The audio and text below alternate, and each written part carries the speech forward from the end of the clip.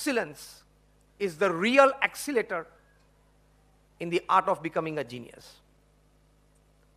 એક બહુ જ સરસ પુસ્તક હું તમને સજેસ્ટ કરું. એ પુસ્તકનું નામ છે ઇન સર્ચ ઓફ એક્સિલન્સ.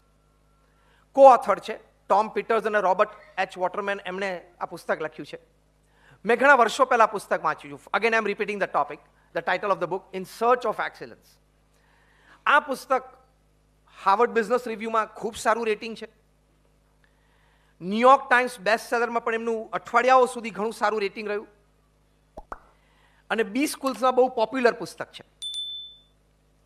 આ પુસ્તકમાં ઘણી સારી વાતો લખે છે. એમાંની એક વાત જે બહુ મને સ્પર્શી ગઈ અને શ્રેષ્ઠ વાત અંદર પુસ્તકમાં હોય એવું લાગે છે એ છે કે આ પુસ્તકમાં ઓથર લખે છે કે excellence is not a one time happening.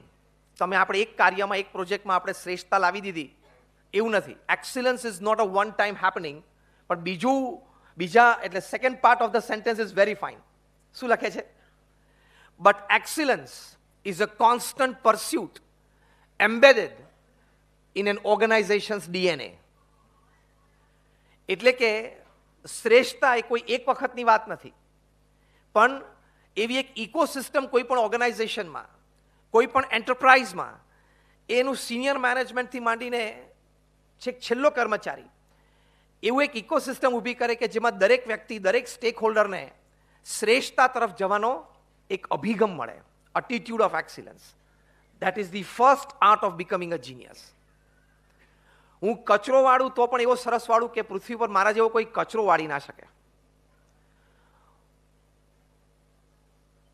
હું લખું તો એવું લખું કે મને પૂર્ણ આનંદ અને સંતોષ થાય. હું કોઈની સાથે વાર્તાલાપ કરું તો મારી પાસે જે સારામાં સારી વાત એ વિષયની હતી હું શેર કરી શકું. In short, the attitude of excellence.